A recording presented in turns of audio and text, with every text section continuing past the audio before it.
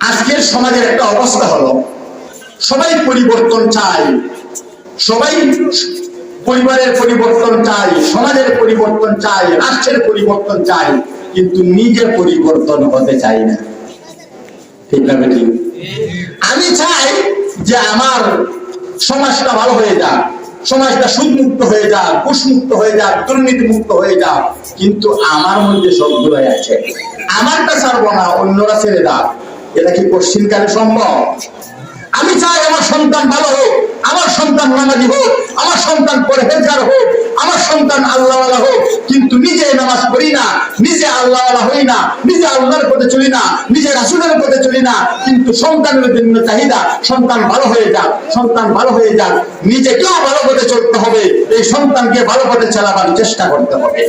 নয়তো শুধু এই খাওয়ার দ্বারা এবং দোয়া দুরুদের দ্বারা শুধু সন্তান ভালো হবে না, নিজের যতটুকু করণীয় অতটুকু করতে হবে। আজকে দেখেন সন্তানদেরকে আমরা মূল থেকেই আমরা কিভাবে ধ্বংস করে দিই।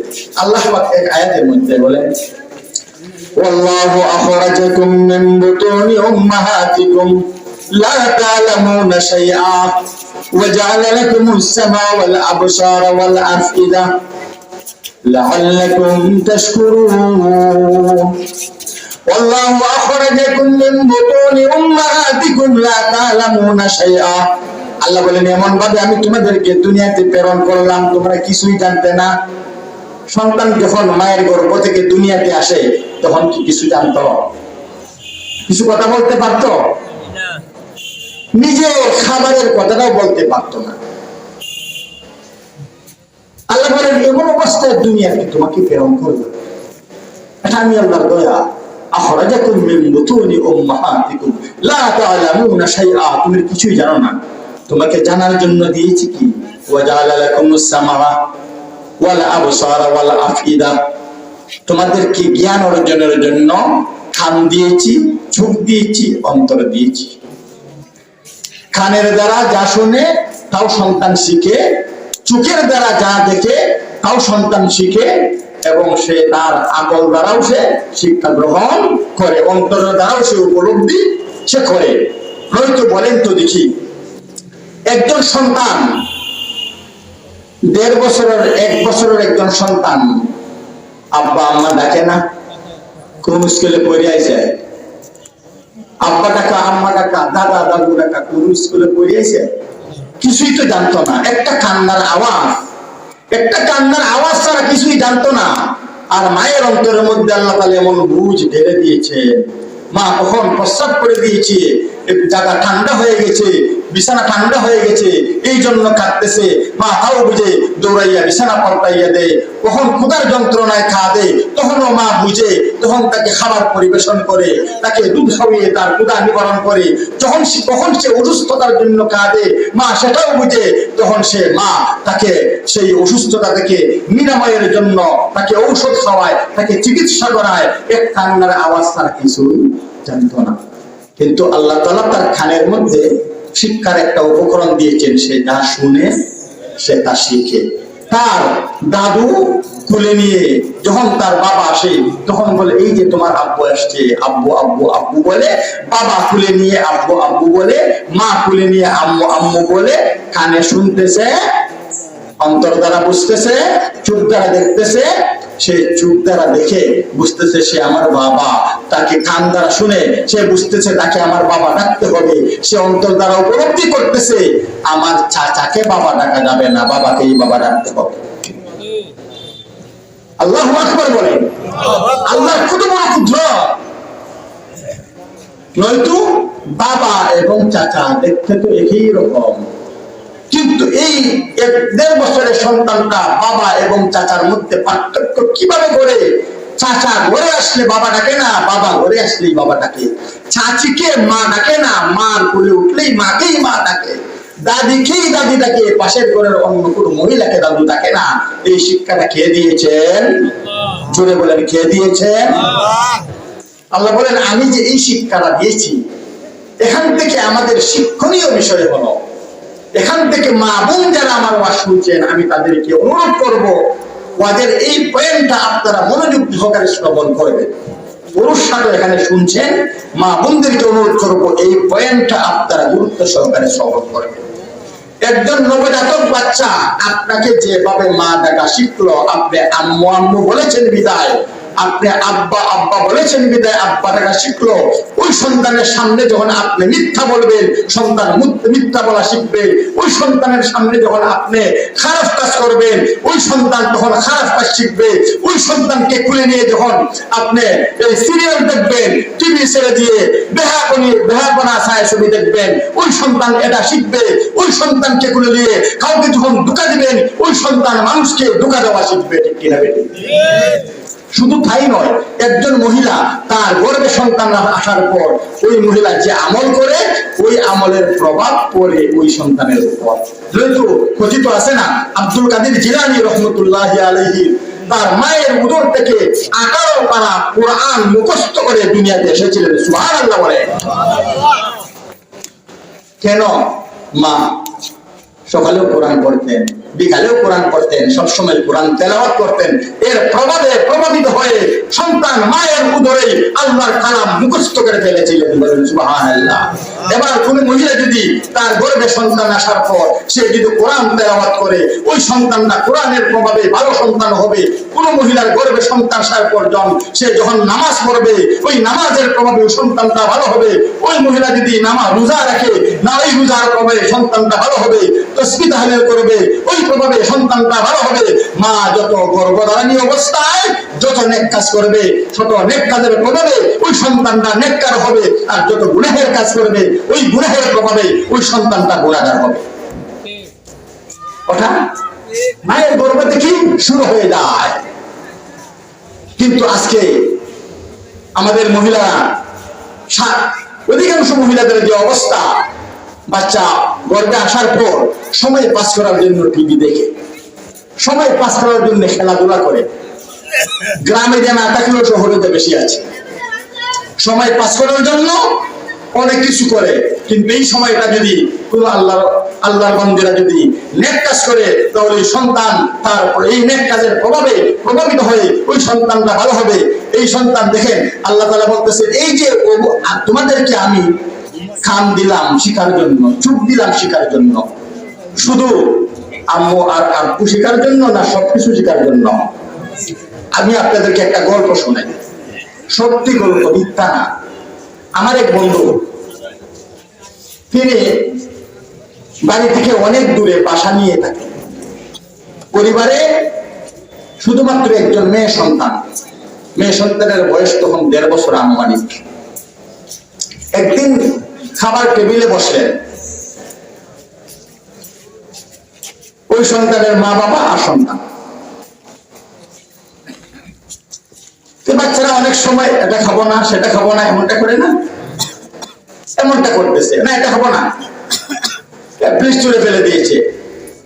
মা তাকে ধমক দিল, তুমি আজই প্লেট চুলে তুমি নীল মেরে ফেলে দিলে, আজকে তোমার খবর আছে। মাকে বলল কুত্তুন্নি, বুঝছেন? মাকে কি রাখছে কুত্তুন্নি, বুঝেন তো? এটা তাদের ভাষা। আমাদের এলাকাতে আছে না, কুত্তুন্নি। বাবা মিটি হাসে,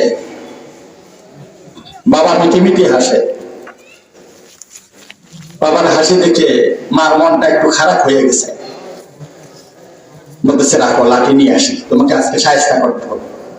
একটা লাঠি নিয়ে আসলো। লাঠিটা যখন প্রহার করবে, তখন বলতেছে, আম্মু তোমাকে বলিনি, বিড়ালকে বলেছি। তিনি বড় করে হেসে দিলেন। আমার বন্ধু বড় করে হেসে দিলেন। আপনার মেয়ে আমার সাথে এমনটা করছেন, আপনি শুধু হাসছেন। এতক্ষণ মুচকি হাসি দিয়েছেন, আর এখন রক্ত হাসি মারলেন যে আপনার বড় ভালোই লাগতেছে। তখন তিনি সুরটাকে পরিবর্তন করে বললেন, আমি যখন বাড়ি থেকে বের হয়েছিলাম তখনই বলেছিলাম সন্তানটা এখন কথা বলা শিখবে, সন্তান এখন এই পরিবেশ থেকে অনেক কিছু শিখবে। তাই এখানে যদি থাকি, আমাদের এই এলাকার পরিবেশ ভালো নয়। একটা বাচ্চাকে গালিগুলোজ করে, একটাকে অশ্লীল কথা বলে, এই সমাজের মানুষের পরিবেশ ভালো না। সন্তানটাকে নিয়ে একা চলে যায়, সন্তানের জন্য ভালো হয়। মিথ্যা বলা না শিখে, প্রতারণা না শিখে, গালি দেওয়া না শিখে, এইসব তুমি আগে বলো দেখি এই সন্তান কুত্তুনি বলা শিক্ষা থেকে। নিশ্চয়ই তুমি বলেছ, নিশ্চয়ই তুমি বলে তাকে, তুমি যখন তোমাকে সে ডিস্টার্ব করে তখন তুমি তাকে গালি দাও কুত্তুনি বলে, এই জন্য তোমারটাই তোমাকে ফিরিয়ে দিয়েছে। আর যখন সে কান্নাকাটি করে কোনো জিনিসের জন্য দেওয়ার জন্য, তখন তুমি উপর দিকে এমনিতেই হাতটা নিয়ে বলো কাক নিয়ে গেছে, বলে না এমনটা ওর খাওয়া নিয়ে গেছে, টাকা চাইতেছে বা একটা কিছু হাতে আছে, এমনটা আমরা করি না। এর দ্বারা কি হচ্ছে? এই সন্তানের জীবন নষ্ট হচ্ছে। একটা হাদিস থেকে একটা ঘটনা শোনায়। রাসূল পাক সাল্লাল্লাহু আলাইহি ওয়াসাল্লামের সামনে একজন মহিলা তার সন্তানকে ধরতে আসলো, কিন্তু সন্তানটা দৌড়ে গেছে। অনেক সময় বাচ্চারা দৌড়ায় না, ধরা যায় না। মহিলা সন্তানটাকে ধরতে পারতেছে না, বলতেছে আসো তোমাকে মিঠাই দিব, তোমাকে মিঠাই দিব। আমরা প্রলোভন দিই না, আসো আমার কোলে, তোমাকে নিয়ে বাজারে যাব।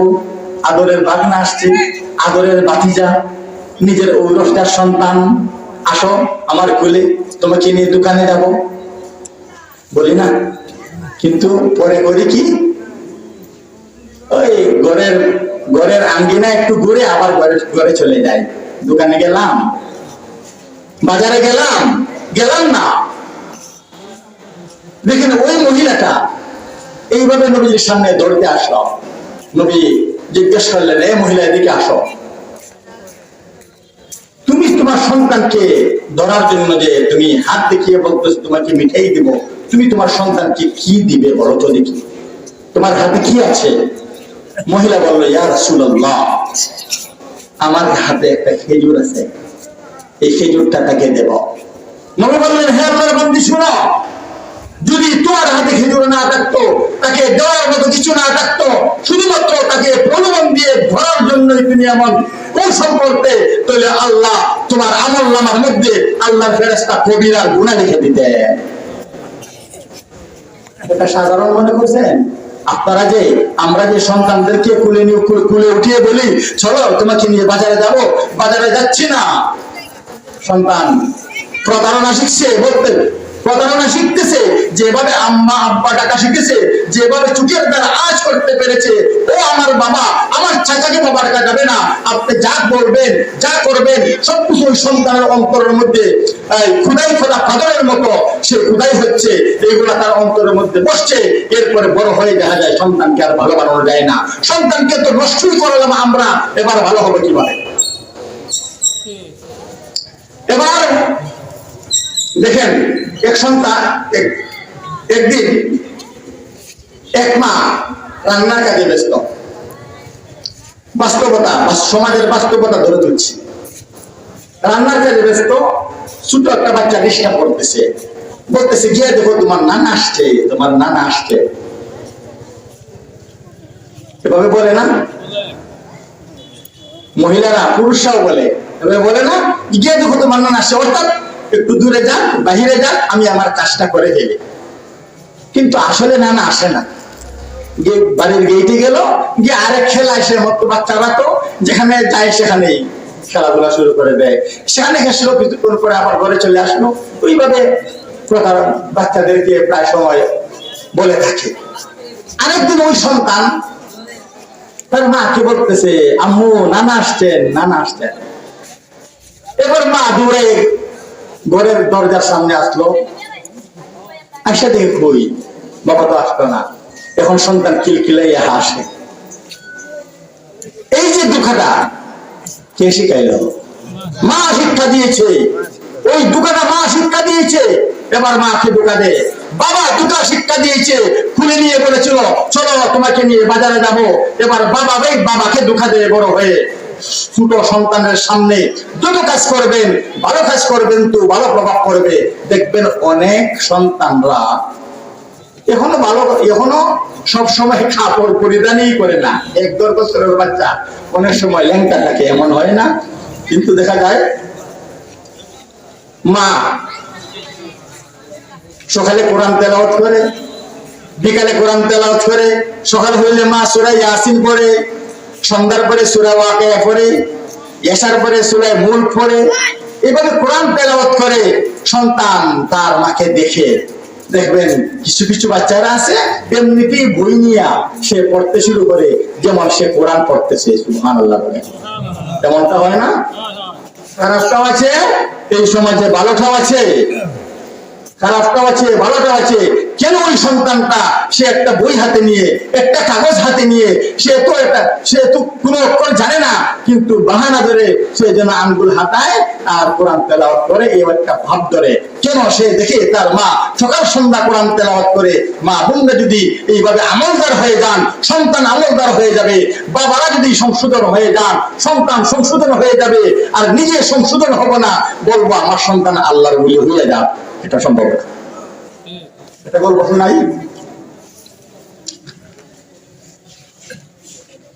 এক লোকের সন্তান হয় না, হুজুরের কাছে সব সময় গিয়া দোয়া চায়, হুজুর দোয়া করেন একটা সন্তান যেন হয়।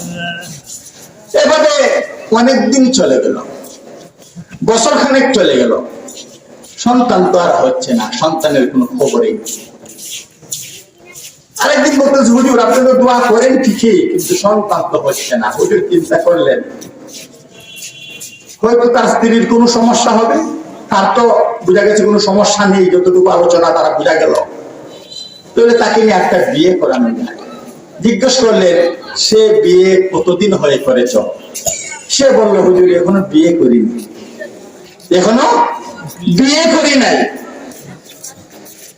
বিয়ে না করে কি সন্তানের আশা করা যায়? হ্যাঁ, কারণ সন্তান পৃথিবীতে আসার মাধ্যম হলো স্বামী স্ত্রীর সম্মিলনে সন্তান পৃথিবীতে আসবে।